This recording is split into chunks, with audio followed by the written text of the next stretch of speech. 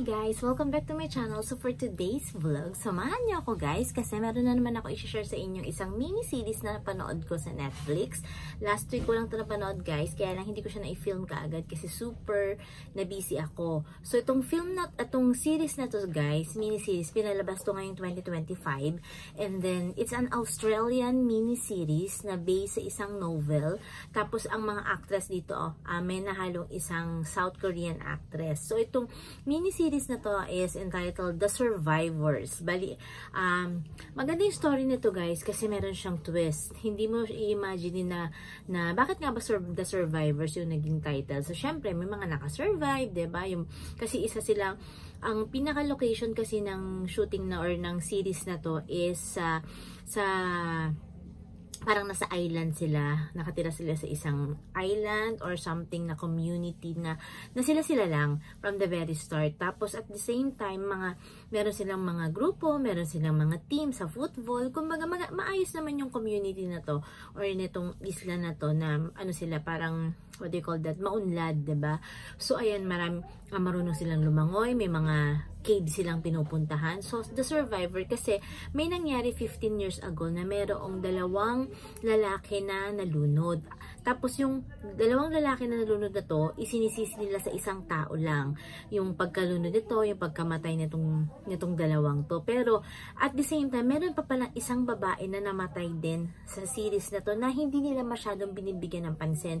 Mas binigyan na nila ng pansin ang pagkamatay nung dalawang teenager. Yun ay si Tovi at saka si Finn. Bali, ang sinisisi nila kung bakit nawala or nalunod or namatay itong si Tovi at saka si Finn dahil kay Kian. So, si Kian, meron siya ditong partner, meron na silang anak na si Mi. Ang anak nila dito is si Audrey, yung asawa niya dito. Ang partner niya dito is si Mia. Yung Mia, siya yung South Korean actress. Magkakaibigan sila, magkakatropa sila, hindi sila magkakabatch kasi hindi sila magkakaedad medyo magkakaibigan sila. Sa isang grupo sila ng mga kabataan doon. So, mas ahead sila, Tovi, Finn, Kian, kay Mia. Pero dahil sa nangyari nga, dahil sa pangalan nito, dahil sa nawala, namatay yung dalawa sa aksidente, sinisisi nila. Nawala si Kian ng 15 years do sa lugar na yon dahil nagpunta siya sa ibang bansa, sa Amerika. Doon niya nakilala si Mia. Tapos yung story na to, hindi ko na sasabihin sa inyo kung ano pa yung naging plot ng story or yung pinaka-storyline. Panoorin niyo na lang guys. Kasi bukod doon sa nangyaring sisihan or nangyaring mga iba pa, meron pang insidente na kailangan nyo rin mapanood. Maganda tong mini-series na to na The Survivors kasi kahit pala yung taong ini-expect nyo na hindi gagawa ng masama, pwede rin pala siyang gumawa ng masama. At yung tao na sinisisi nyo, hindi nyo alam yung pinagdadaanan nito or pinagdaanan nito at saka yung nangyari din sa pamilya niya, ganon.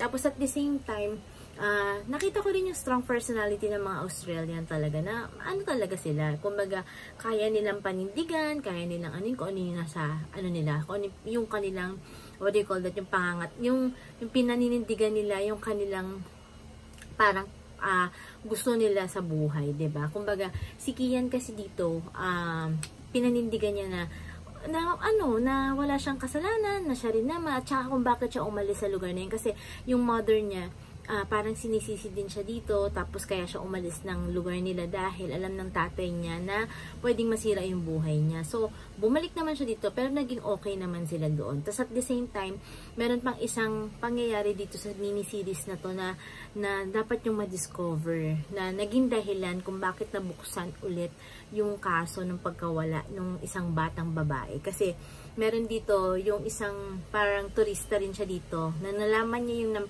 nangyari doon sa batang babae na nawala din, na hindi nila alam kung namatay ba, nalunod or whatsoever.